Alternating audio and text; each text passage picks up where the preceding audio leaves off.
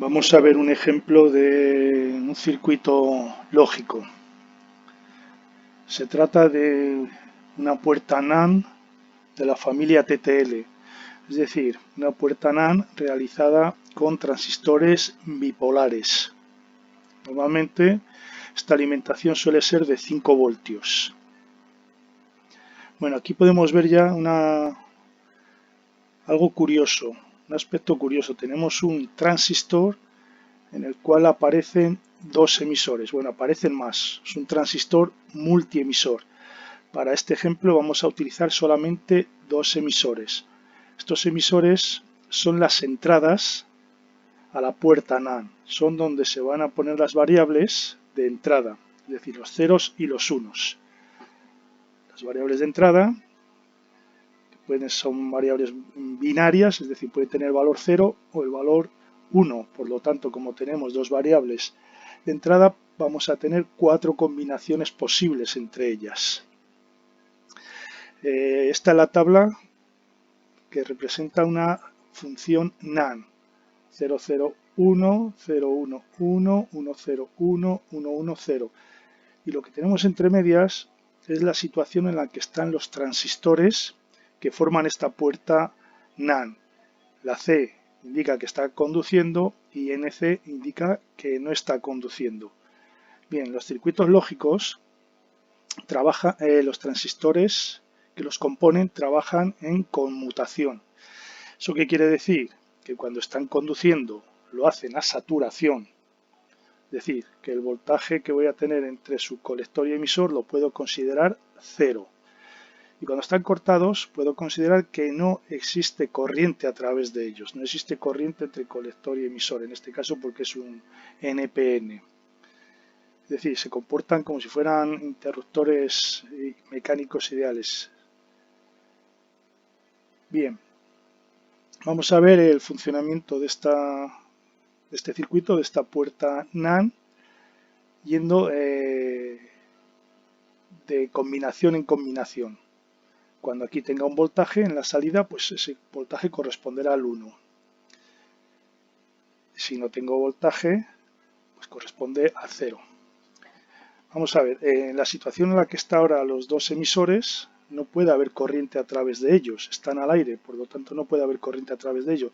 Recordemos que las flechas, los símbolos indican el sentido que van a tener las corrientes. En este caso la corriente serían salientes del transistor, es decir, dentro de lo que es la puerta, si considero la puerta NAND, en este caso en las entradas, las corrientes serían salientes. Bien, si las dejo al aire, este transistor no puede conducir. Y si las pongo a VCC, es decir, a nivel lógico 1, estaríamos en la misma situación. Tampoco puede conducir. No puede haber corriente desde un punto, por ejemplo, el más VCC, recorrer la R1, ir al emisor y volver otra vez a VCC. Démonos cuenta que no hay diferencia de potencial. Por lo tanto, sería equivalente dejar las entradas al aire que ponerlas a 1. Eso es una consideración que debemos de tener en cuenta. Vamos a ver qué pasa si ponemos a 0 las dos entradas, es decir, a 0 lo ponemos a masa. En ese caso, démonos cuenta que sí que estamos polarizando el transistor 0. Tendríamos corriente entrante por masa y corriente entrante por colector y saliente por el emisor. En este caso, como los transistores trabajan en conmutación, estaría saturado, es decir, que el voltaje entre el emisor y el colector sería 0. Ese colector está en la base del T1 y el emisor está a masa, por lo tanto, entre este punto y la masa tendríamos 0 voltios. 0 voltios no puede conducir el transistor 1, dado que si quisiera conducir ya quedaría tensión en esta R3, con lo cual no daría la suficiente voltaje en la base emisor para polarizar el T1. Es decir, con 0 voltios entre este punto y este es imposible que el T1 conduzca. Por lo tanto, queda en corte. En esa situación, el transistor T2 está polarizado por resistencia de base a través de la R2. Por lo tanto, el transistor 2 conduce. El voltaje que tenemos entre sus extremos, entre colector y emisor, es 0. Tendré una corriente a través de la R4, el transistor, el diodo 1 a la salida. Es decir, que el voltaje que tendré a la salida será el de la VCC menos el que se queda en R4, aquí no se queda nada, menos los 0,7 voltios en este diodo que tengo aquí. Por lo tanto, voltaje lo suficientemente alto para ser considerado como un 1. De hecho, todos los componentes están calculados para que efectivamente los niveles lógicos se respeten. Entonces estaríamos con 0,0, tenemos en la salida un 1. Si uno de los emisores lo quito de masa, por ejemplo, sigo manteniendo en masa el emisor correspondiente a la variable A, pero quito de masa el de la variable B. Quito de masa, es decir, o lo dejo al aire o lo pongo a más VCC para colocarlo a un 1 lógico. Estamos en las mismas que antes. Todavía el transistor T0 va a seguir saturado porque a través del colector, del emisor donde está la variable A, se cierra el circuito. Por lo tanto, no ha habido ninguna variación con respecto a antes. El transistor 1 sigue en corte. Por supuesto, si el transistor 1 sigue en corte, por R3 no puede haber corriente, y si no hay corriente no hay caída de tensión, y si no hay caída de tensión no polariza el T3. Es decir, ahora, igual que en la anterior situación de A y B 0, 0, el transistor T3 sigue en corte. Y el transistor T2, lo mismo que antes, se polariza a través de la resistencia de base 2, y al igual que antes, tengo una corriente hasta la salida, dándome un 1. Hago ahora lo contrario, es decir, ahora pongo el emisor correspondiente a la variable A 1, puedo poner a más VCC, y pongo el emisor correspondiente a la variable B a masa. Tampoco va a haber ninguna variación, porque el transistor T0 va a seguir saturado, porque va a seguir polarizado a través del emisor B. Entonces, el emisor correspondiente a la variable B. Entonces, igual que antes, 0 voltios en la base del T1, T1 corte, T2 polarizado a través de la resistencia 2, y al igual que antes, la salida tendrá una VCC menos R4, menos VR4, menos el voltaje del diodo 1, que son 0,7, ese es el voltaje que tendré aquí, que corresponderá también a un 1. Y lo mismo que antes, al seguir T1 en corte, no tengo corriente a través de la R3, no tengo caída de tensión en la R3, no polarizo el transistor 3, por lo tanto el transistor 3 continúa en corte. Bien, ¿qué pasa ahora si coloco los dos emisores a 1 o los dejo los dos emisores al aire? Ahora ya no puede haber circulación de corriente. Entonces ahora ya no tengo 0 voltios en esta base. De hecho, este transistor T1 ahora va a quedar polarizado a través de esta resistencia de base. Esta resistencia de base compuesta por la R1 y la resistencia de base colector del transistor. Una corriente inversa va a polarizar el transistor 1. Al polarizar el transistor 1 voy a tener corriente a través de él, con lo cual tendré una caída de tensión aquí y tendré otra caída de tensión aquí. Esta caída de tensión aquí es exactamente la que va a necesitar el T3 para que se ponga en saturación. En el momento que T3 se pone en saturación, el voltaje entre colector y emisor baja a 0. Es decir, en la salida tendríamos 0. El hecho de que el T1 esté conduciendo y que aquí haya caída de tensión podría hacer también que el T2 se pusiera a conducir, pero eso no va a poder ser, porque si entre la R3 tengo los 0,7 voltios para saturar el T3, esos 0,7 voltios los voy a tener también aquí en esta base, dado que como T1 está en saturación, el voltaje entre colector y emisor es 0. Estos 0,7 voltios los voy a tener aquí. Entonces necesito, como ya sabemos, los 0,7 voltios entre la base y el emisor. Efectivamente aquí tengo 0,7 voltios, pero con respecto a este punto. Si el transistor fuera a conducir, esos 0,7 voltios se quedarían en este diodo, con lo cual aquí entre la base y el emisor no quedaría nada. Es decir, este diodo lo que hace aquí es precisamente evitar que cuando el T3 esté en saturación, el T2 arranque a conducir también. Es una manera de que solo uno de los dos transistores conduzca. Eso en realidad tampoco es del todo correcto, porque luego analizando las corrientes se ve que hay un momento en el cual los dos transistores están conduciendo y eso produce unos picos de corriente, dado que un transistor no pasa al corte a la misma velocidad que el otro, la saturación y aspectos de ese tipo, que bueno, ahora en este momento tampoco son el tema objeto. Bueno, pues aquí repito, tenemos para cada uno de los valores de las variables de entrada, ceros y unos, los estados en los que van a estar los transistores. Saturación, corte. Bien, esos circuitos pues vienen en la forma de DIP o QFP. DIP es lo Dual Inline Package, es decir, circuitos integrados que tienen en dos lados los terminales que tienen que ser conectados a la placa de circuito impreso. Tenemos también otras configuraciones, que es la de Quad Flat Package. En este caso, quiere decir que los cuatro lados tienen esta estructura, como un cuadrado. Los cuatro lados de ese cuadrado tienen terminales para ser conectado, integrado a la placa de circuito impreso. Podemos ver también que los manuales para este tipo de circuito lógico vamos a encontrar, pues, en este caso concreto, que es el circuito 74LS00, la tabla de la verdad para cada una de las puertas. Como vemos internamente, este integrado tiene 4 puertas NAND. Y la conexión, tenemos una puerta NAND entre el terminal 1, que sería una entrada, el terminal 2, que sería otra entrada de esa puerta NAND, y el terminal 3, que sería la salida de esa puerta NAND. Es decir, el terminal 1 sería una entrada de una puerta NAND, el 2 otra entrada de esa misma puerta NAND y el 3 la salida de esa puerta NAND. Y así sucesivamente, el 4 y 5 entradas para otra puerta NAND, 4 y 5 entradas para otra puerta NAND y la 6 la salida de la puerta NAND.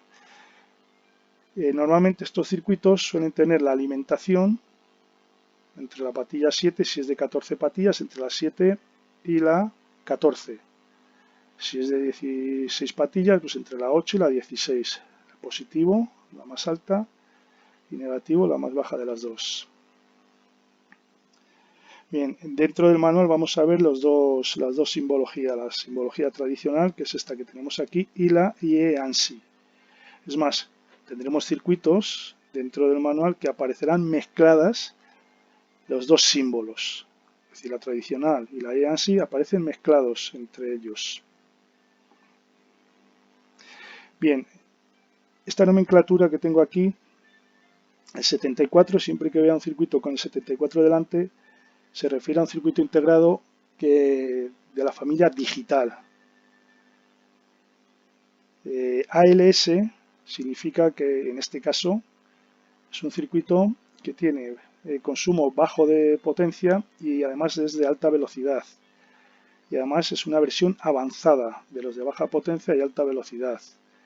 Y 00 me está diciendo que es un circuito integrado que tiene internamente 4 puertas NAND. Luego aparecerá más nomenclatura delante y detrás, o sea, más letras y números delante y detrás, que ya dependerá de cada uno de los fabricantes. Pero el 74 digital, 00, en este caso un integrado, me está diciendo la función que hace ese integrado. Es decir, un integrado que tiene 4 puertas NAND internas. Y luego estas letras del medio también suele cambiar dependiendo o definiendo si es más veloz o menos veloz, si es una más clásica o menos clásica esa versión, si tiene un consumo mayor o menor de potencia, si es de una familia TTL o es de CMOS, etcétera, etcétera.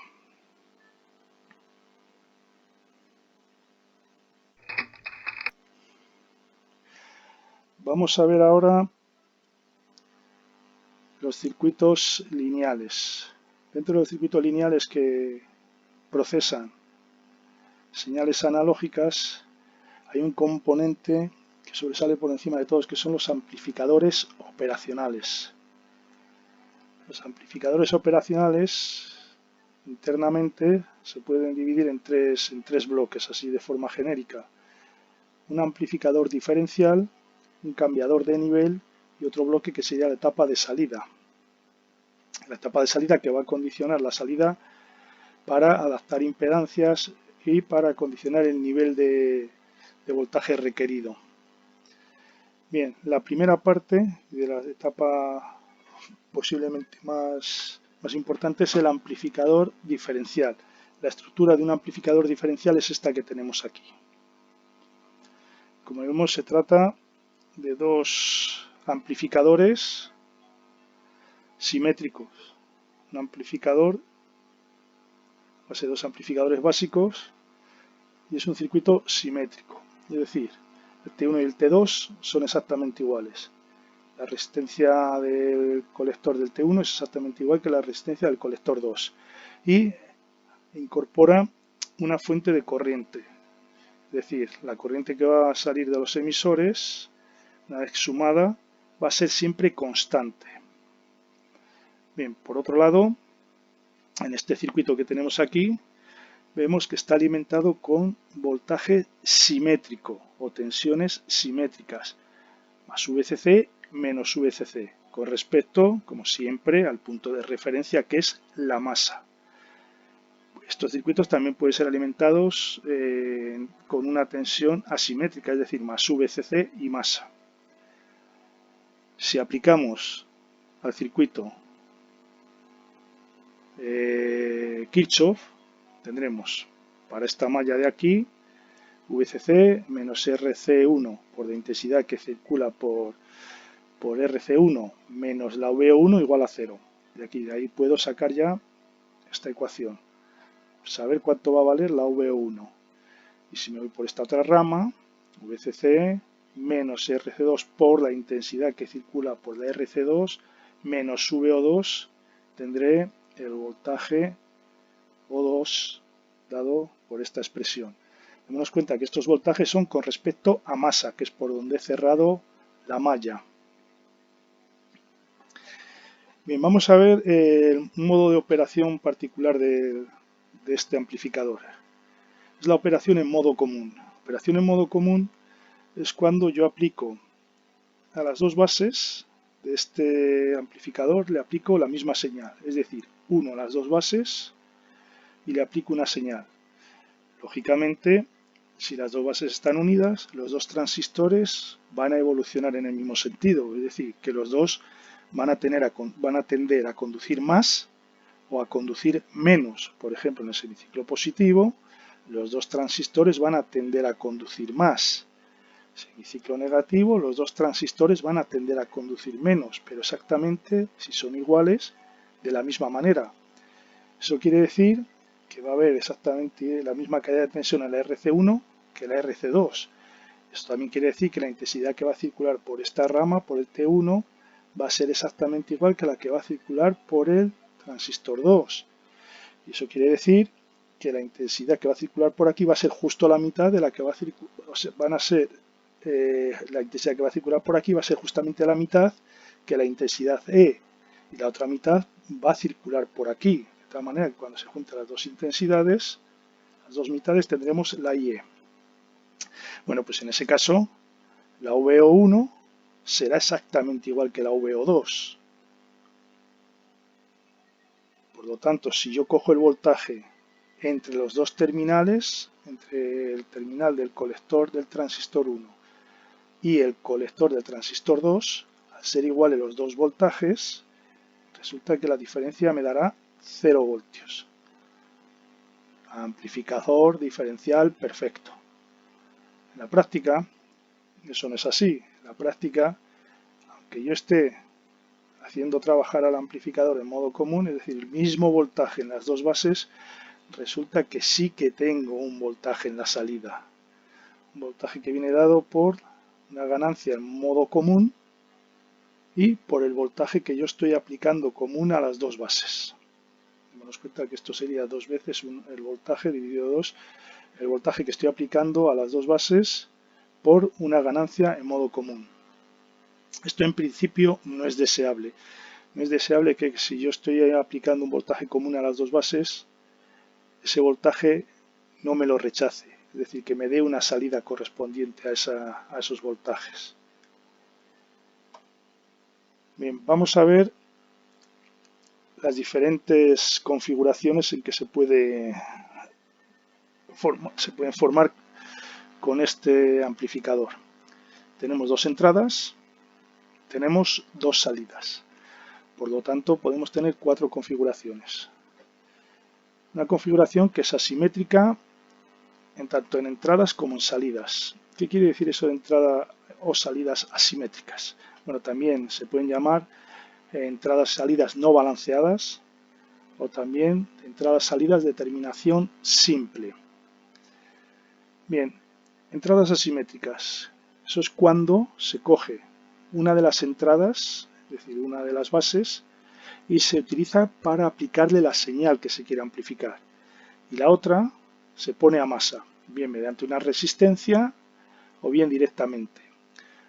Ojo, porque el hecho de poner una de las bases a masa no implica ya directamente que ese transistor lo vamos a dejar en el corte. Démonos cuenta que la masa es más positiva que menos VCC. Es decir, que aquí vamos a tener un transistor NPN, una base que puede ser más positiva que el emisor, por lo tanto puede conducir. Ello lo que vamos a hacer va a ser establecer unos puntos de trabajo, un punto Q de trabajo.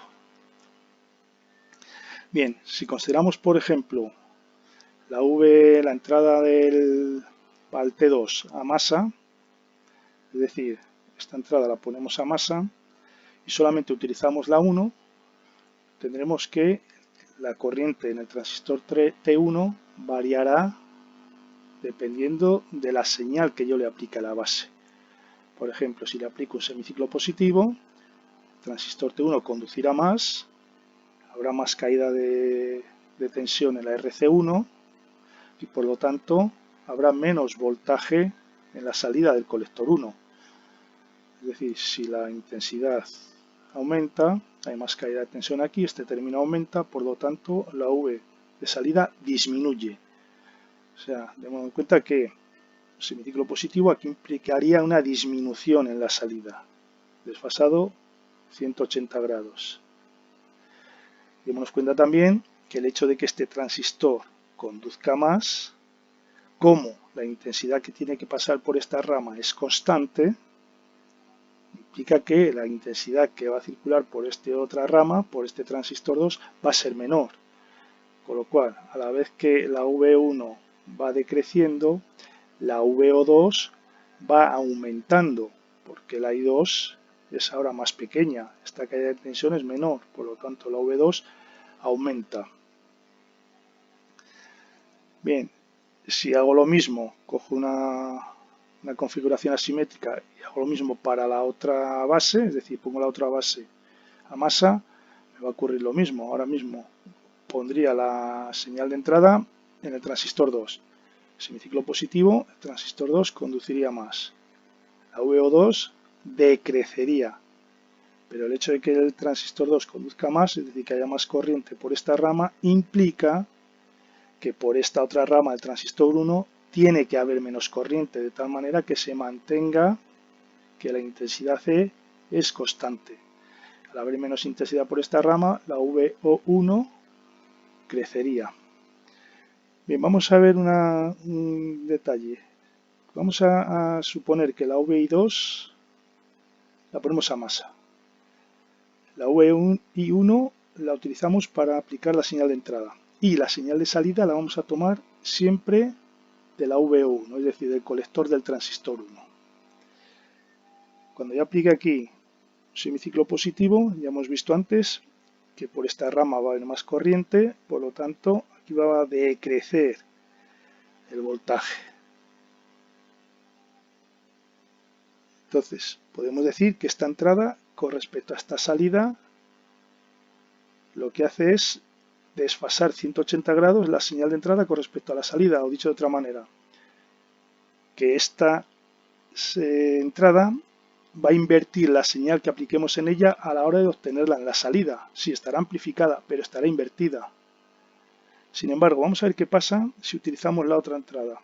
Ahora ponemos la VI1 a masa y utilizamos la VI2 para aplicarle la señal de entrada. Y seguimos cogiendo la misma salida. En este caso, por aquí habrá más corriente por esta rama, por lo tanto, habrá menos voltaje de salida 2, pero eso no nos interesa ahora. Estamos centrados en el V1. Al haber más corriente por aquí, implica que hay menos corriente por aquí. Entonces, al haber menos corriente por esta rama del transistor 1, hay menos caída de tensión en la RC1, este término se hace menor y por lo tanto la VO1 se hace mayor.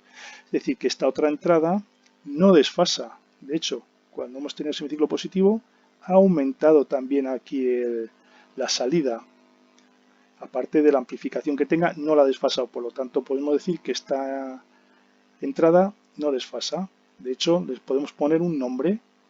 Podemos poner a esta entrada inversora, que hemos visto que invertía la señal con respecto a la de la entrada, y a esta entrada la podemos llamar entrada no inversora, porque tomando esta salida no invierte la señal que estamos aplicando en esa base. Esto nos va a ser útil luego cuando entremos en los amplificadores operacionales de lleno. Bien, otras configuraciones. Tenemos entradas y salidas diferenciales. También se las llama balanceadas, entradas-salidas balanceadas o terminación doble, entrada-salida de terminación doble. En ese caso, ¿qué es lo que se hace? Pues coger la entrada y en vez de coger una entrada para aplicarle la señal se va a aplicar entre las dos entradas. Esa es una entrada diferencial. Es decir, que si ponemos esta señal, a la vez que consideramos que esta base está subiendo, podemos considerar que esta otra base está bajando. Es decir, están evolucionando en sentidos contrarios. Y cuando hablamos de salida diferencial, la salida no la tomamos entre una salida y la masa, sino entre las dos salidas. Esto sería salida diferencial. Esto nos da, por lo tanto, 4 configuraciones que sean asimétricas las entradas y las salidas, que sean diferenciales las entradas y las salidas, que sea simétrica la entrada y diferencial la salida, y que sea diferencial la entrada y asimétrica la salida. Las 4 posibles configuraciones que podemos obtener. Hay una que se puede observar la potencia o la cualidad más importante de este amplificador. Si cogemos una señal diferencial en la entrada, démonos cuenta que a la vez que hacemos que un transistor vaya en un sentido, el otro transistor va a ir en sentido contrario. Eso quiere decir que el voltaje de salida 1 vaya en un sentido y el voltaje de salida 2 vaya en sentido contrario. Con lo cual, si yo ahora tomo la salida diferencial, lo que estoy haciendo es reforzando esa ganancia de este amplificador. De hecho, vamos a poner un ejemplo. En el semiciclo positivo, este transistor conduciría más. Por lo tanto, aquí esto tendería a tener menos voltaje, la VO1. Este conduciría menos, el transistor 2. Por lo tanto, la VO2 tendría a tener más voltaje. Si yo hago la diferencia VO1 menos VO2, tendría menos, menos, menos, se convertiría en más, o sea, 2 veces lo que tendría si cogiera el voltaje de salida asimétrico. Bueno, pues un operacional muy típico, un clásico, es el 741. Bueno, tiene una nomenclatura delante, tiene una serie de letras y números delante que va a depender del fabricante que lo haga. Bueno, como se ve aquí, ya la cosa es más compleja. O sea, aquí ya es difícil ver dónde están los amplificadores diferenciales, el cambiador de nivel y la etapa de salida, que sería esta parte del final. El cambiador de nivel es un circuito precisamente para compensar cuando trabaje en modo común. Cuando esté trabajando en modo común y tenga la VI1 igual que la VI2, me tendría que dar 0 aquí. De hecho, no me va a dar, pero como en el operacional, en el circuito operacional, vamos a trabajar solo con una salida, es decir, aquí sí que va a haber un voltaje. Bueno, pues el cambiador de nivel se va a cargar de forma interna de que ante ese voltaje de modo común, esta única salida que se va a tomar esté a nivel de 0. Luego, aparte de eso, aparte de esa etapa interna, el operacional va a tener también unas patillas, aquí vemos offset null, está la patilla 1 y la patilla 5 de este integrado, que se van a utilizar precisamente cuando tengamos circuitería externa conexionada a él, a base de potenciómetros, a ajustar para cuando las entradas del operacional, entrada inversora, cuando estén con el mismo voltaje, a base de corregir los offset, tengamos una salida nula.